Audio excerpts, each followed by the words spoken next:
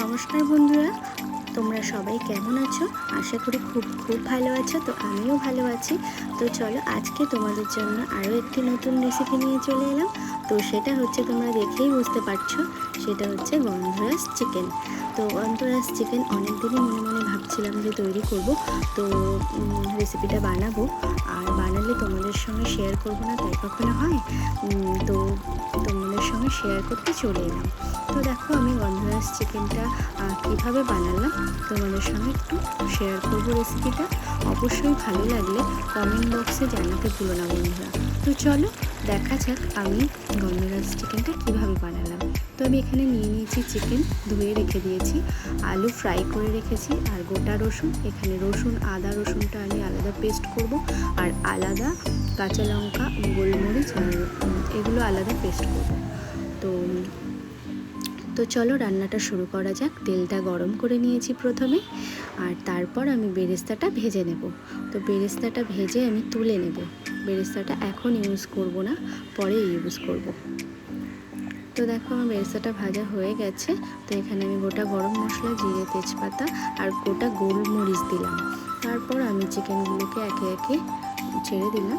এবার চিকেনগুলোকে আমি ভালো করে ফ্রাই করে নেব আগে। এতে বন্ধুরা স্বাদটাও খুব ভালো হয়, আর কোনো স্মেল থাকে না, আর খুব চিকেনটা খেতে খুব সফট হয়ে যায়। তো দেখো, আমি নুন হলুদ দিয়ে ভেজে নিয়েছি। তারপর এখানে আদা রসুন বাটাটা দিয়ে দিলাম। এবার আদা রসুন বাটাটাকে ভালো করে কষবো যতক্ষণ না গন্ধ চলে যায়। এখানে দেখো, ভাজা বেরেস্তা, গোলমরিচ, কাঁচা লঙ্কা সব মিক্সিতে আমি দিয়ে দিয়েছি।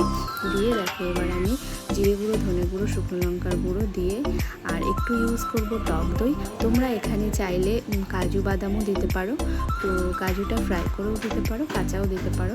তো আমি এখানে টক দইটা ইউজ করে আমি এটাকে পেস্ট করে রেডি করে রাখবো। তো এখানে আমি একটু কষাচ্ছি চিকেনটা, যেহেতু আদা রসুনের স্মেলটা বেরিয়ে যায় সেটাই কষছি। এখানে দেখো, মশলাটা আমার রেডি হয়ে গেছে। এবার আমি চিকেনের উপর এই মশলাটা দিয়ে দেবো। এর মধ্যে কী আছে তোমাদের তো বলেই দিলাম। তো এই মশলাটা আমি রেডি করে নিয়ে এবার কষিয়ে নেব চিকেনটা। এবার কষিয়ে নিয়েছি খানিকক্ষণ। তারপর দেখো, গন্ধরাজ লেবুর রস দিলাম, আর একটু খোসা গ্রেট করে দিয়েছিলাম, তো সেটা দেখাতে ভুলে গেছি বন্ধুরা। আর এখানে দেখো গোলমরিচ দিলাম, গোলমরিচ গুঁড়ো, আর এখানে দেখো গরম মশলা গুঁড়ো দিলাম। এবার আরও ভালো করে কষবো বন্ধুরা। ভালো করে কষা হলে দেখো, আমি এখানে লেবুর পাতা ইউজ করছি।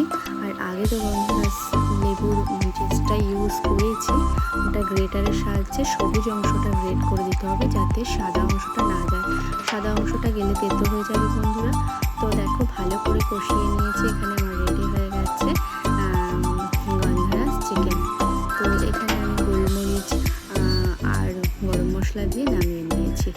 তো দেখো, কেমন দেখতে হয়েছে অবশ্যই কমেন্টে জানিও বন্ধুরা। আর রেসিপিটা তোমাদের কেমন লাগলো সেটা জানাতে ভুলো না কিন্তু।